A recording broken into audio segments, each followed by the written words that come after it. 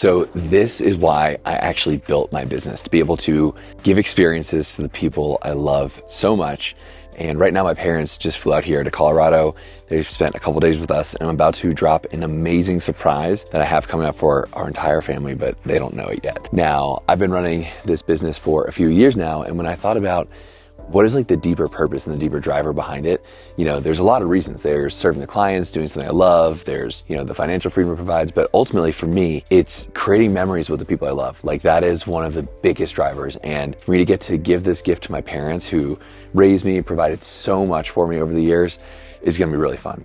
I'm about to go in there and reveal this gift, but I want to give you some backstory. And I also want to explain how I plan epic surprise experiences and epic surprise trips for my family, for Bryn, my wife, and for other people, because it's one of the things I love most. And when I think about these peak moments and memories, surprise experiences and just epic trips are absolutely the things that, at 90 years old, we look back over our life on, and they really stand out as these awesome moments. What I'm about to do is take my dad back to the city that he grew up in, but he's going to get to go where his son is taking him, not as a guy selling beer, but as a participant in the home run derby. I'm bringing my entire family. So my mom, my dad, my brother, my nephew actually, and then my wife and myself. One of my best memories growing up was a trip I did with my dad when I was 13. In our household was when we had our bar mitzvah. My dad basically said, hey, for you and your brother, I'm going to do a one-on-one solo trip with you anywhere you want to go in the US basically. I was, really into baseball. So we ended up going to the All-Star game, and it was such a cool experience. We went to Pittsburgh. This was on the exact year, 20 years ago. So now 20 years later, as a 33-year-old man, I get to surprise him and bring him back to the home run derby and go back to Pennsylvania for this epic experience. But here's the thing though,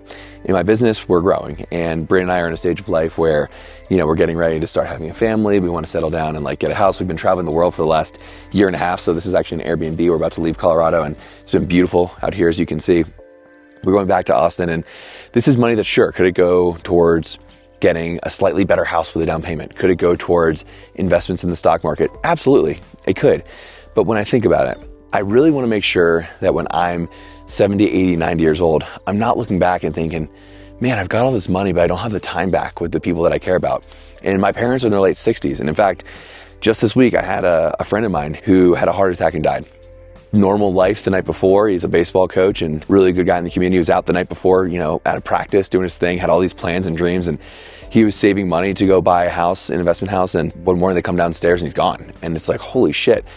So we just don't want to take this time for granted, and money could go into investments, and I could play the game slightly safer from a financial standpoint. But I'm an entrepreneur, and we naturally take risks, and we've already got a multi-seven-figure business going, and I feel like, man, the regrets I'm going to have are not going to be that I wish I had more money. They're going to be, man, I wish I had actually just prioritized things better, create more memories with my parents and with my family.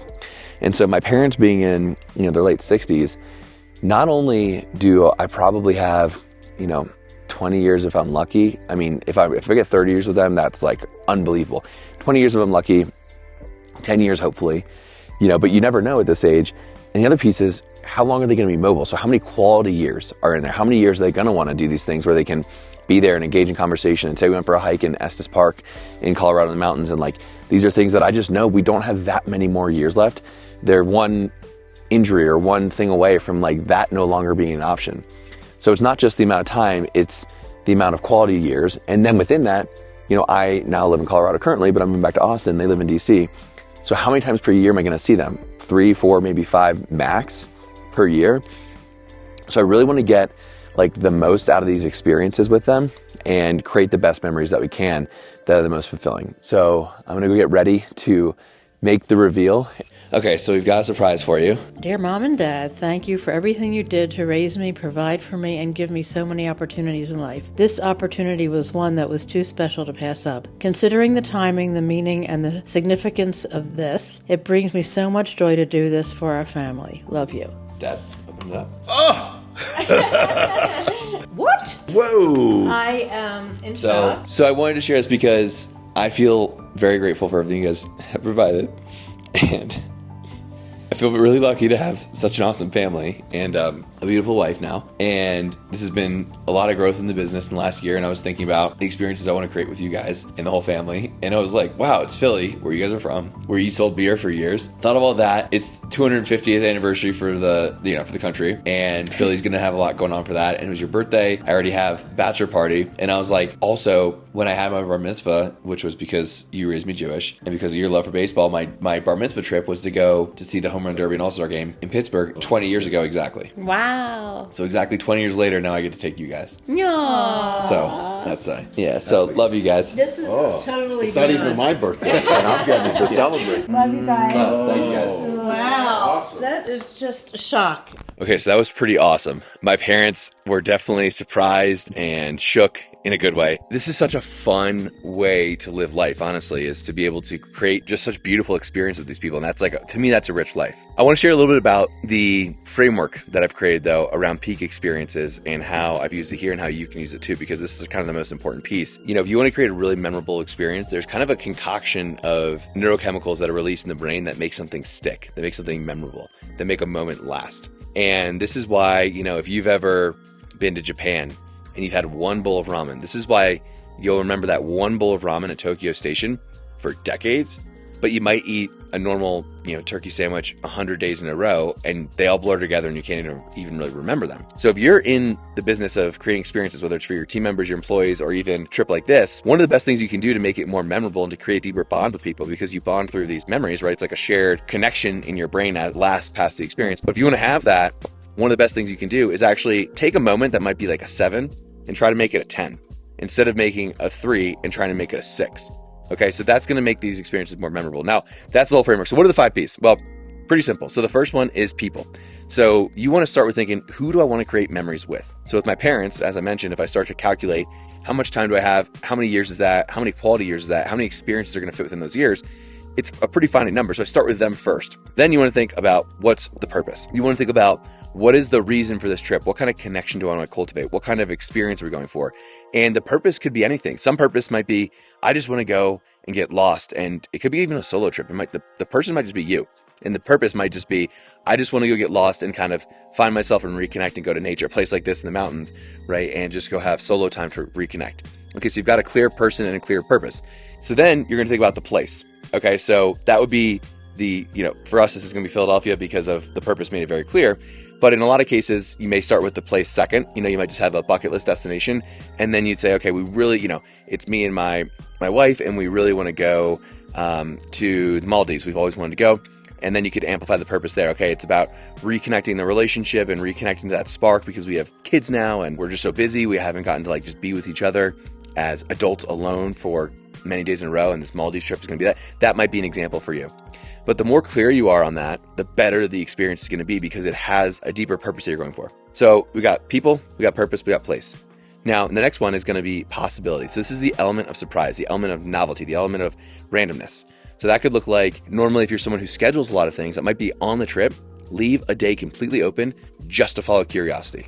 Or it could be, the way that you reveal the trip like I just did. That was an element of surprise, an element of novelty that my parents will remember the trip, but guaranteed they're also going to remember the way that it was revealed. That way of delivering the trip builds so much anticipation and again, just elevates the experience so it's more memorable.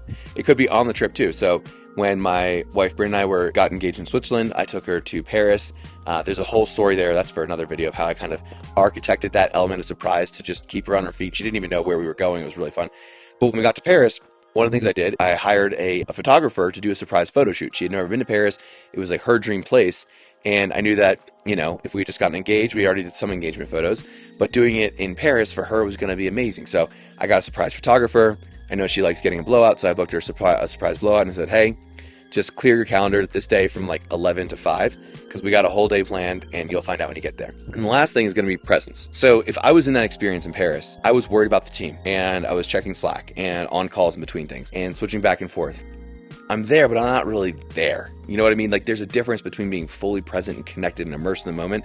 And you made a decision to cut off the outside world and kind of showing up physically, but not mentally and emotionally fully being there. And if you don't have that capability inside of your business, then that shows you place number one to focus. How do you build your business and design it in a way where you could take at least a few days off and be completely disconnected and not have to check in and trust that things can be handled. Is when you're truly present on a trip, when you're truly on an experience, my God, the level of energy and rejuvenation that you come back with to the business, it brings a level of clarity that you can't get from being in the business.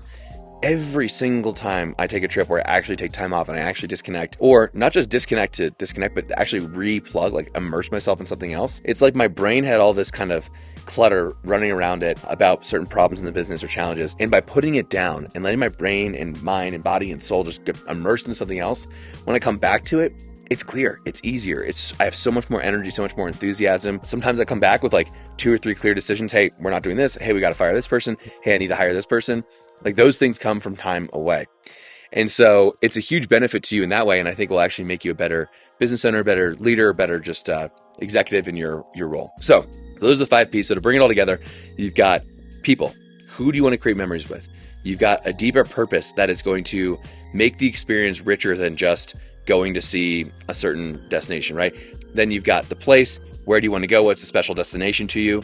Then you've got that element of possibility, right? How are you going to bring in the element of surprise into planning the trip or actually leading it? And then how are you going to make sure that when it's happening, you're fully there to show up for the people that you love, that deserve your full presence, but also so that you can get the full benefit of really letting that experience in, soaking it up, letting it move you and change you from the inside out, and then coming back to your business or back to your life with a whole new sense of rejuvenation, passion, and just aliveness. So that's the framework. I hope you can use that in your life, and then I'll make another video on this channel once we have the experience so you can follow up and see how that goes. But for now, go ahead and check out some of the other videos around the channel where I will explain some other amazing travel experiences or my philosophy on travel, or even how you could leverage your credit card points to turn your existing spend into your dream trips, because that is one of the best mechanisms to make these things possible so you can have these experiences without the financial trade-off. So I explain a lot of that around other videos. So go ahead and enjoy, check it out, and I'll see you in the next video.